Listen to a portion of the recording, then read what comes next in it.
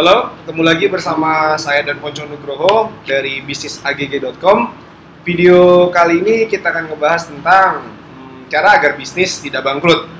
Gitu. Jadi ada beberapa poin juga yang saya tulis di catatan saya. Yang pertama itu biar bisnis kamu nggak bangkrut. Sebelum itu kita harus tahu dulu kalau setiap bisnis itu ada peluang untuk bangkrut. Cuman gimana caranya kita itu mempertahankan bisnis kita dengan hal-hal yang jarang dilakukan sama orang gitu. Dan ini yang terus saya lakukan dari tahun 2009 sampai saat ini gitu. Jadi yang pertama biar bisnis kita nggak bangkrut itu adalah dengan cara kita mengonlinekan bisnis kita. Nah, kenapa harus di-online-kan sih? Karena misalkan ya saya bisnis makanan gitu, saya bisnis catering ayam bakar misalkan ya kan, terus saya ada di Bintaro, terus saya buat bisnis itu dan tahun pertama laku gitu, jadi orang-orang Bintaro ataupun kantor-kantor sekitar Bintaro itu pada order sama kita. Ternyata di tahun kedua ceritanya nih Mas Ponco, dia punya modal yang jauh lebih besar daripada saya gitu, dan akhirnya dia juga buka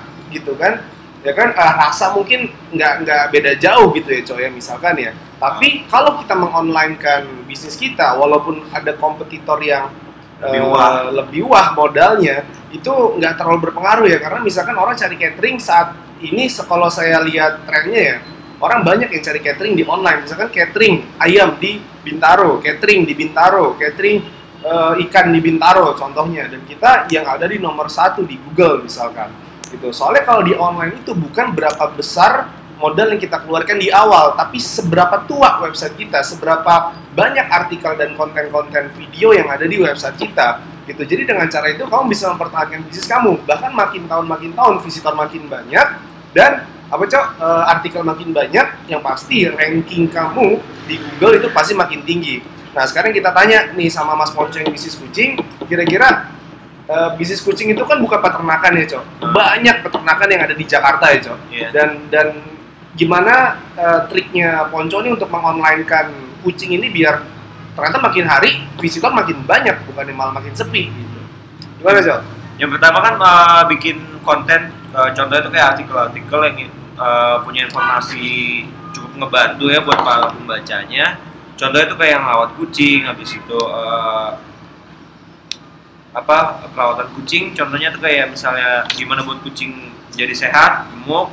Itu pertama, soalnya semakin banyak orang membaca, semakin orang kita memiliki banyak informasi yang berguna buat orang tuh kan tentu kan akan buat orang tuh jadi banyak datang ke website kita, terus habis itu visitornya jadi nambah gitu. Selain itu kan mesti bikin video segala macam, dan semakin banyak konten video, artikel, tulisan yang informatif dan mudah dibaca dan dimengerti, pasti itu akan bertambah terus pengunjungnya. Dan kalau misalnya udah makin banyak, akhirnya website kita kan menjadi potensi untuk orang tuh banyak percaya gitu loh sama kita, dan banyak percaya ini bisa kita gunain untuk bisnis. Contohnya ya misalnya kayak orang tuh lebih milih kita karena udah kenal sama kita, oh nih website ini udah lama dan kontennya banyak, buat yang buat jelas gitu loh, ini keberadaannya juga ada kayak gitu.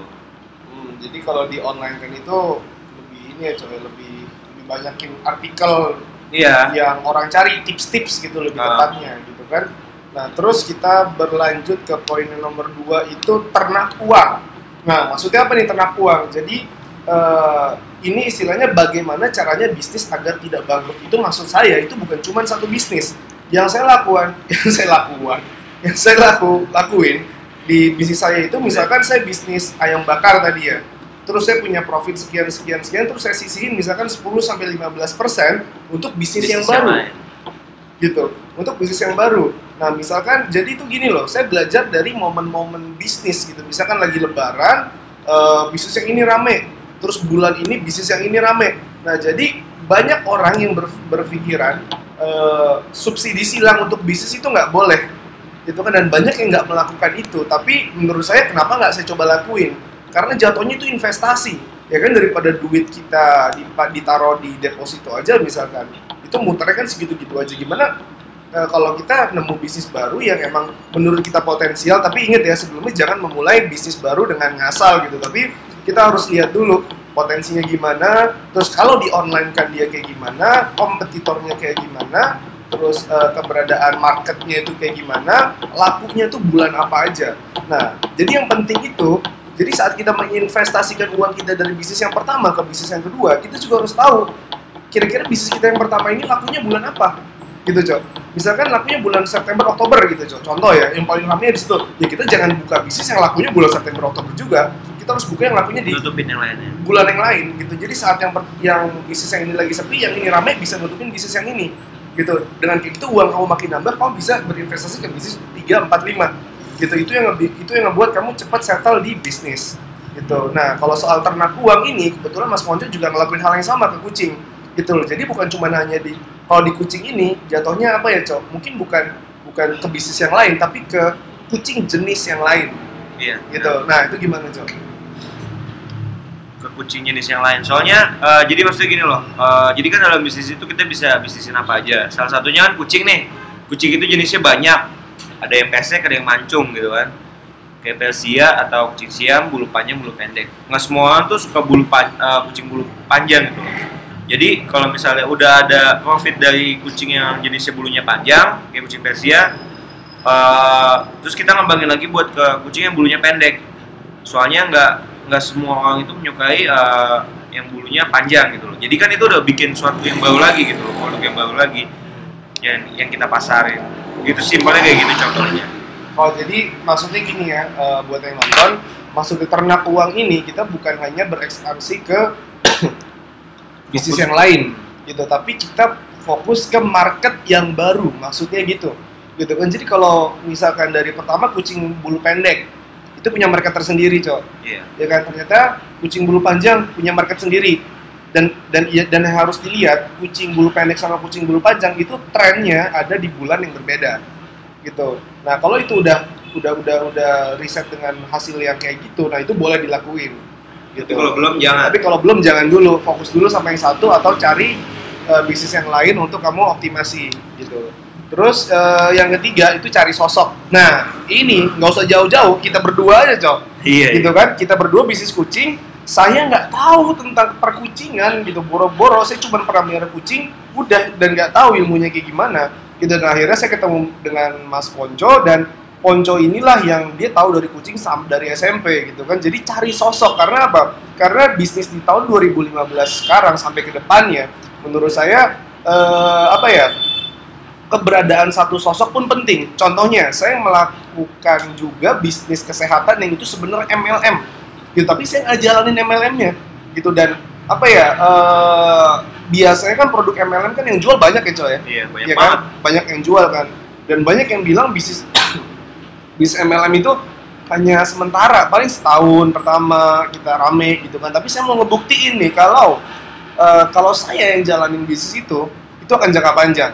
Makanya saya cari sosok di mana yang disukai sama calon-calon customer dari produk-produk yang dijual itu.